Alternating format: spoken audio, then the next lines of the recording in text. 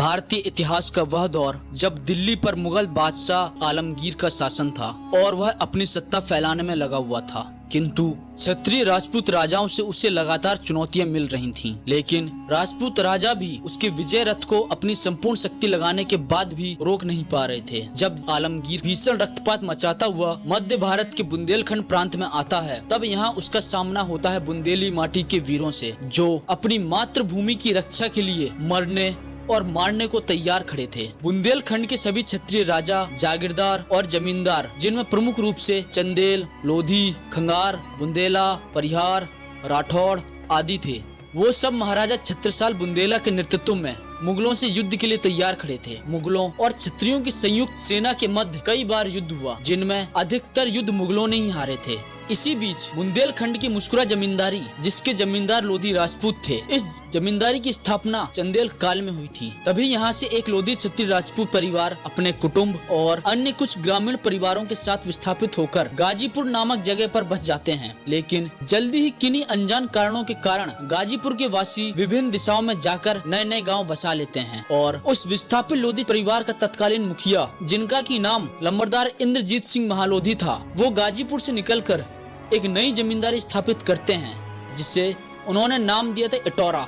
और आज वर्तमान में इस जमींदारी को इटौरा बुजुर्ग के नाम से जाना जाता है, जो उत्तर प्रदेश के बुंदेलखंड प्रांत के महोबा जिला और कुलपहाड़ तहसील में स्थित है। इस जमींदारी के शासक लोधी क्षत्रियों की महालोधी शाखा से थे और वीर भूमि बुंदेलखंड में महालोधी क्षत्रियों के लिए एक कहावत बड़ी प्रसिद्ध है कि लोधी बड़ा क्रोधी, कुर्मी बड़ा किसान, ब्राह्मण बड़ा आसक्ति, घर घर मांगे पिसान। वर्तमान में महालोधी राजपूतों की इस जमींदार घराने को बखवाला घराना के नाम से जाना जाता है। बखवाला घराने के लोधी जमींदारों ने मुगलों से लेकर अंग्रेजों तक जमकर लोहा लिया था। मुगल काल में तो बखवाला घराना ने महाराजा छत्रसाल का साथ दिया था, और वहीं जब 1842 की बुंदेला क्रांति हुई, जिसका नेतृत्व हीरापुर के नरेश महाराजा हृदय लोधी जी ने किया था, इस 1842 की क्रांति में बखवाला घराने ने भी भाग लिया था और अपने स्तर पर क्रांतिकारियों को हर संभव मदद की थी। ठीक यही 1857 की क्रांति में किया था। लगभग सन 1900 के आसपास इस बखवाला जमींदारी के मुखिया बने थे लंबरदार शिवदयाल सिंह जी, जो बहुत ही वीर, पराक्रमी,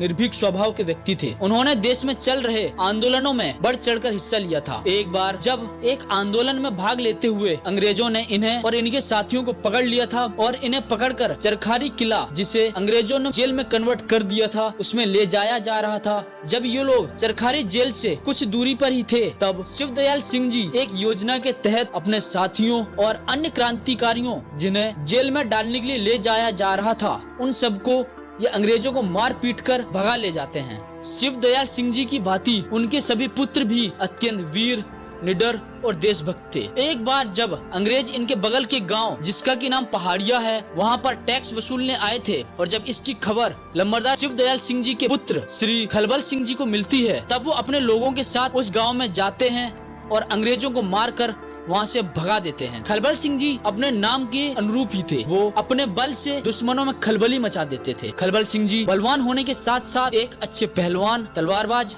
लट्ठबाज और घुड़सवार थे। उनकी इन्हीं खासियतों के कारण उन्हें बखवाला घराने का अगला मुखिया अर्थात टोरा बुजुर्ग जमींदारी का अगला लंबरदार बनाया गया था। खलबल सिंह जी ने देश की आजादी से जुड़े हर आंदोलन में बढ़ चढ़कर भाग लिया था। अगर कभी स्वतंत्रता सेनानियों को शरण की या धन की आवश्यकता होती थी, तो वो बढ़ चढ़कर हर संभव उनकी मदद करते थे। समस्त स्वतंत्रता सेनानियों के परिश्रम और बलिदान के फलस्वरूप 15 अगस्त 1947 को हमारे देश को आजादी मिल गई। जब देश को एकीकरण करने के लिए देश की सभी रियासतों, जागीरों और जमींदारियों को भारत में मिलाया जा रहा था, तब इटौरा बुजुर्ग जमींदारी के लंबरदार श्री खलबल सिंह जी ने अपनी जमींदारी और अपने धन को सरकार को दान में दे दिया था। सन 1957 को इस महान देशभक्त और स्वतंत्रता सेनानी का निधन हो जाता है। आज वर्तमान में इस जमींदारी के वंशज इसी गाँव में निवास करते हैं और बखवाला परिवार के नाम से जाने जाते हैं। वर्तमान में इस परिवार के मुखिया श्री महेश सिंह राजपूत जी हैं, जिन्हें सभी ग्रामवासी प्यार से दादा कहते हैं। इटोरा बुजुर्ग जमींदारी या कहें बखवाला घराना ने देश के लिए हर संभव मदद और त्याग किया है, लेकिन इसे इतिहास की विडंबना और इतिहासकारों का पक्षपात ही कहा जाएगा कि उन्होंने केवल उन्हीं स्वतंत्रता सेनानियों को इतिहास में स्थान दिया जो पर्दे के सामने थे, अर्थात जिनका की नाम अंग्रेजी रिकॉर्ड में शामिल था। लेकिन इतिहासकार उन स्वतंत्रता सेनानियों को क्यों भूल जाते हैं जिन्होंने पर्दे के पीछे रहकर देश के लिए काम किया था। बुंदेलखंड का बखवाला घराना उन्हीं पर्दे के पीछे रहे स्वतंत्रता सेनानियों में से एक है। दोस्तों, आशा और उम्मीद करता हूँ आपको यह वीडियो पसंद आया होगा। अगर वीडियो पसंद आए तो इस वीडियो को अधिक से अधिक शेयर करें ताकि हमारे देशवासी इस महान घराने का इतिहास जान सकें। धन्यवाद।